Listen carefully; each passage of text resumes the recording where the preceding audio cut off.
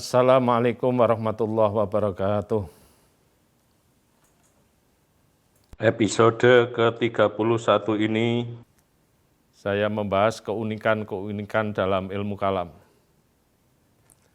Apabila ilmu kalam atau teologi Islam itu dicermati secara cermat, mendalam, minimal ditemukan 3 macam keunikan, yaitu liberalisasi pemikiran Khawarij, kemudian mihnah kubro yang ditimbulkan oleh Mu'tazilah, dan persatuan Khawarij dengan Mu'tazilah. Yang pertama adalah liberalisasi pemikiran Khawarij. Khawarij itu merupakan aliran Islam pertama yang mendeklarasikan kekerasan. Sehingga Khawarij itu menjadi kiblat bagi gerakan-gerakan Islam garis keras, Islam radikal, Islam bahkan kalau sebutan negatifnya itu teroris, Islam teroris. Walaupun istilah itu juga tidak mesti kita setujui. Dalam pandangan Khawarij, khalifah atau imam harus dipilih secara bebas oleh seluruh umat Islam. Yang berhak menjadi khalifah atau imam itu bukan hanya anggota suku Quraisy, bahkan bukan hanya orang Arab, tetapi siapapun yang sanggup dan dia orang Islam, sekalipun dia adalah budak atau hamba sahaya dari Afrika, itu tidak masalah. Nah, pandangan ini sesungguhnya sangat liberal untuk ukuran zamannya, karena bertentangan dengan sabda Nabi al-a'immatu min Quraisy, pemimpin itu dari Quraisy. Coba ini bisa dibandingkan dengan pandangan Imam Al-Mawardi dalam kitabnya Al-Ahkam As-Sultaniyah, yang masih mewajibkan pemimpin itu dari suku Quraisy, karena mendasarkan pada hadis tersebut. Tetapi Khawarij sudah melompat jauh. Nah, bagaimana pemikiran liberal bisa muncul dari kelompok fundamentalis? Bagaimana pemikiran Islam liberal bisa tumbuh dari kelompok radikalis, kelompok tekstualis? Nah, tampaknya pandangan Khawarij itu lebih dilatar belakangi oleh faktor politik. Sebab Ali bin Abi Thalib maupun Muawiyah bin Abi Sufyan merupakan agenda pertama yang akan dibunuh pasca Perang Siffin. Itu kedua-duanya berasal dari suku Quraisy, hanya beda bani. Jika Muawiyah bin Abi Sufyan dari Bani Umayyah, maka Ali bin Abi Thalib itu berasal dari Bani Hashim, tapi dua-duanya dari suku Quraisy. Jadi ketemunya di situ. Sehingga liberalisasi pemikirannya itu bukan karena substansi pemikirannya yang liberal, tapi kebetulan karena musuh besarnya itu kebetulan adalah orang-orang Quraisy, sehingga hadis Nabi dilangkai oleh Khawarij. Kemudian yang kedua, kasus Mu'tazilah dan tragedi mihnah. Mu'tazilah dikenal aliran dalam ilmu kalam yang paling rasional dan paling liberal, walaupun bukan rasionalis murni dan liberalis murni.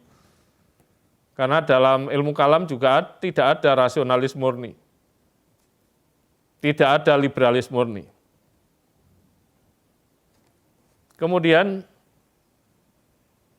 5 prinsip dasar Mu'tazilah itu dijadikan sebagai ideologi dinasti Abbasiyah, jadi semacam Pancasilanya Abbasiyah, itu pada masa pemerintahan Al-Ma'mun, Al-Mu'tasim, dan Al-Wasik. Ketika masa pemerintahan Al-Ma'mun terjadilah kekacauan besar yang disebut sebagai mihnah kubro, yang dipengaruhi oleh ajaran-ajaran Mu'tazilah itu. Sebagai pemikir paling rasional dan paling liberal, seharusnya Mu'tazilah itu bersikap terbuka, inklusif, toleran, dan menjunjung tinggi kebebasan berpikir dan berpendapat, termasuk kebebasan dalam persoalan akidah. Tetapi yang terjadi justru sebaliknya. Mu'tazilah mempengaruhi Khalifah Al-Ma'mun untuk memaksakan ajaran-ajarannya kepada semua pegawai, pejabat, ulama, dan masyarakat. Siapa saja yang memiliki pandangan berlawanan dengan pandangan Mu'tazilah harus dihukum berat. Ada yang dipukul, ada yang dipenjara, bahkan dibunuh.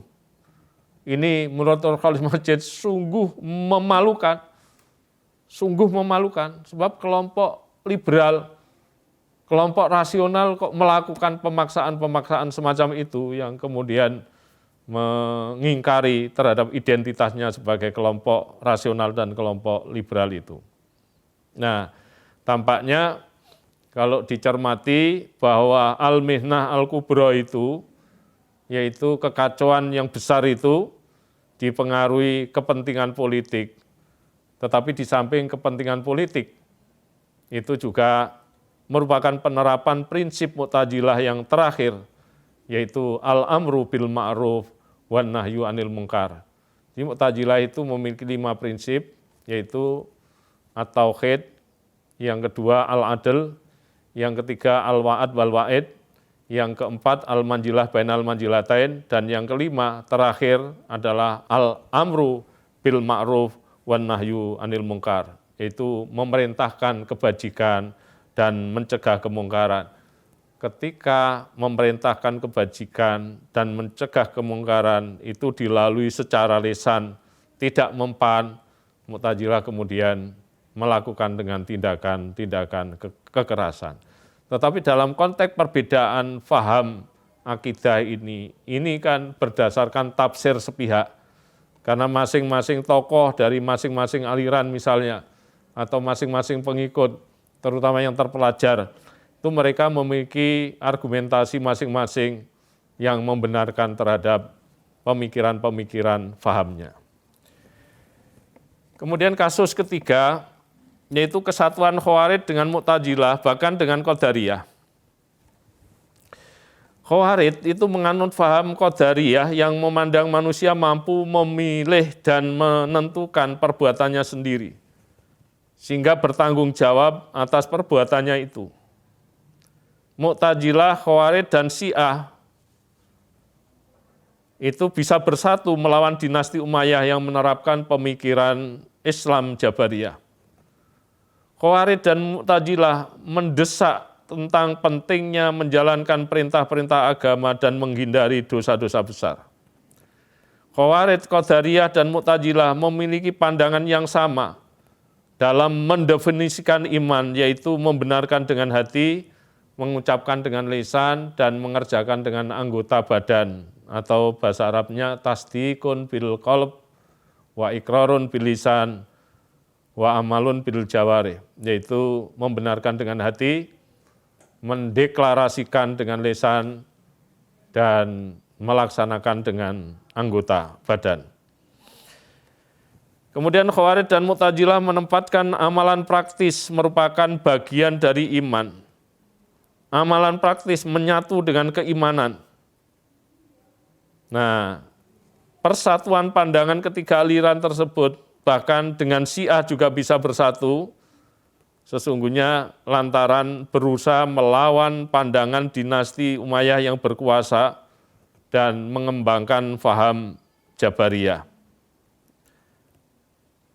Karena itu ketika kepentingannya sama, memungkinkan untuk terjadi persatuan. Tetapi dalam hal ini Khawarij sebagai kelompok Islam fundamentalis, kelompok Islam paling keras, bisa bersatu dengan Mu'tazilah sebagai kelompok Islam paling rasional dan paling liberal. Itu sesungguhnya adalah fenomena unik ketika itu ditiru. Untuk konteks sekarang, kita ini sampai sekarang belum bisa mencari titik temu antara kelompok Islam fundamentalis atau kelompok Islam garis keras dengan kelompok Islam liberal. Sampai sekarang, kedua kelompok itu belum bisa dipertemukan. Karena itu, pertemuan atau persatuan pandangan antara Khawarij dengan Mu'tazilah menjadi pelajaran berharga bagi kita bagaimana dua kelompok yang berlawanan haluan pandangannya itu, tetapi dalam kasus-kasus tertentu justru bisa bersatu. Nah, menjadi satu pandangan, satu tindakan, satu pernyataan. Ini sungguh menjadi menarik sekali untuk dipelajari lebih mendalam. Saya kira itu, ihdinas siratal mustaqim, wallahul muwaffiq ila aqwamit thoriq. Wassalamualaikum warahmatullahi wabarakatuh.